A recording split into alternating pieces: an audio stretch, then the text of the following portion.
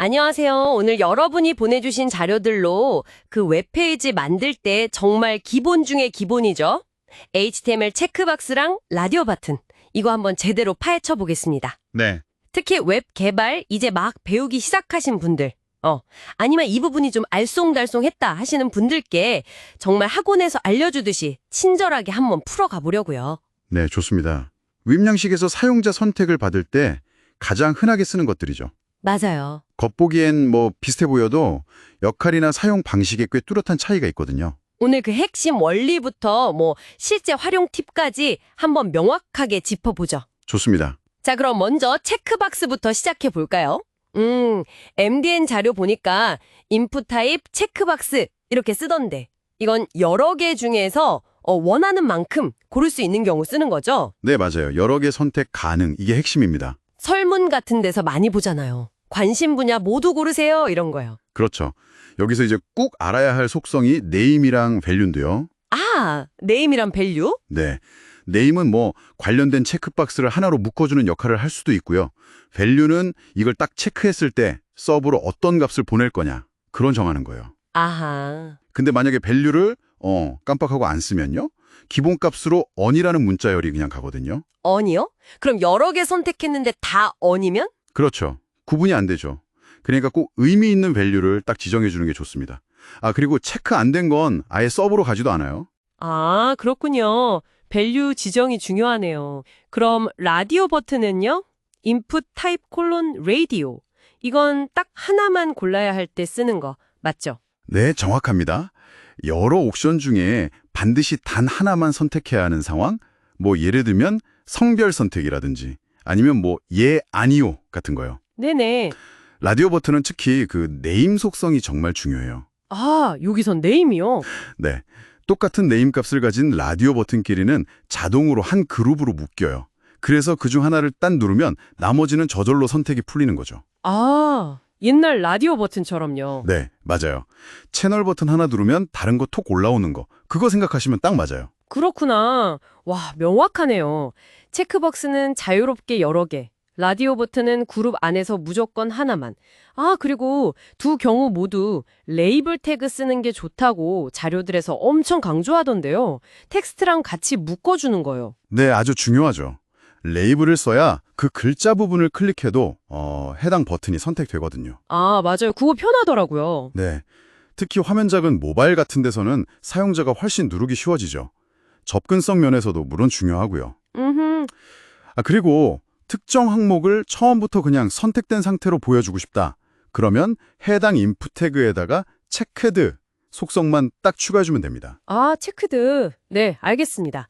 근데요, 가끔 보면 페이지 로딩 다 끝나고 나서 사용자가 뭘 누르거나 하면 그때 체크박스나 라디오 버튼이 새로 생기는 경우도 있잖아요. 네, 동적으로 생성되는 경우죠. 네, 티스토리 블로그나 보니까 이렇게 나중에 추가된 애들한테는 미리 만들어둔 클릭 이벤트 같은 게 잘 안 먹힐 수도 있다던데요? 맞아요. 왜냐면 페이지가 처음 딱 열릴 때는 없었던 애들이니까요. 그렇죠. 이런 동적으로 추가된 요소들의 이벤트를 잡으려면 이벤트 위임이라는 방식을 써야 합니다. 이벤트 위임. 네, 이건 뭐냐면 그 요소 하나하나에 다 이벤트를 거는 게 아니고요.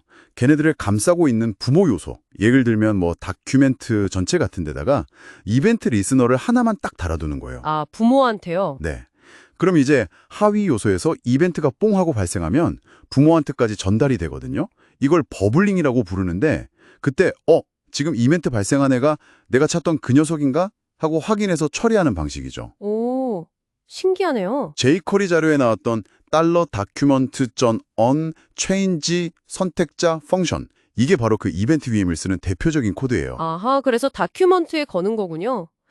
jQuery 쓰면 그 .is.checkeded 이걸로 선택됐는지 확인하고 또 .prop checked true 이런 식으로 상태 바꾸는 것도 되게 쉬워 보이더라고요. 네, 맞아요. 전체 선택 같은 거 만들 때 진짜 편하겠네요. 네, jQuery가 이런 도움 조작이나 이벤트 처리를 정말 간편하게 만들어주죠. 자, 그런데 사실 기본 체크박스나 라디오 버튼 솔직히 좀 안 예쁘잖아요. 그렇죠. 좀 투박하죠. 네. 그리고 브라우저마다 모양도 조금씩 다르고 그래서 디자인 맞추기가 좀 그런데 이걸 CSS로 예쁘게 확 바꿀 수 있는 방법도 여러 자료에서 소개하고 있더라고요. 그럼요. 가능합니다. 보통 어떻게 하냐면요. 원래 있던 그 인풋 태그 있잖아요. 걔는 아예 화면에서 안 보이게 숨겨버려요. 디스플레이 none으로요. 아, 숨겨요. 네. 그리고 연결된 레이블 태그를 이용해서 완전히 새로운 디자인을 만드는 거죠. CSS에 보면 체크드라는 특별한 선택자가 있거든요. 네. 이걸 쓰면 사용자가 딱 선택했을 때만 다른 스타일을 줄 수 있어요. 예를 들어서 레이블 옆에다가 가상 요소, .before나 .after 같은 걸로 공간 만들어서 체크 표시 이미지를 보여준다거나 뭐 배경색을 바꾼다거나 하는 식으로요. 애니메이션 효과 같은 것도 넣을 수 있고요. 와, 재밌네요. 원래 건 숨기고 레이블로 새로 그리는 거군요. 아, 그리고 사용자 경험, UX 측면에서도 생각해 볼 게 있다고 어떤 블로그 글에서 봤어요. 네, 어떤 점이요? 체크박스는 여러 개 고를 수 있으니까 뭐 선택해도 되고 안 해도 된다 이런 느낌인데 라디오 버튼은 이 중에선 무조건 하나는 골라야만 해 이런 느낌을 준다는 거죠. 네, 맞아요. 그게 중요한 심리적인 차이죠. 그래서 라디오 버튼은 사용자가 나 아무것도 선택하기 싫은데 할 때가 문제라는 거예요. 그렇죠. 한번 뭘 고르면 그룹 내 다른 걸 고르지 않는 이상 해제가 안 되니까요. 맞아요. 이걸 해결하려면 아예 선택 안함이라는 라디오 버튼 옵션을 하나 더 만들어주거나 아니면 라디오 버튼 말고 토글 스위치 같은 다른 UI를 쓰는 것도 방법이죠. 아하, 그렇군요. 자, 오늘 HTML 체크박스랑 라디오 버튼에 대해서 정말 속 시원하게 알아봤네요. 정리해보면 여러 개 선택할 땐 체크박스, 딱 하나만 골라야 할 땐 라디오 버튼 이거고 네, 그게 기본이죠. 그리고 네임, 밸류, 레이블, 체크드 이 속성들이 뭘 하는지 잘 아는 게 중요하고요.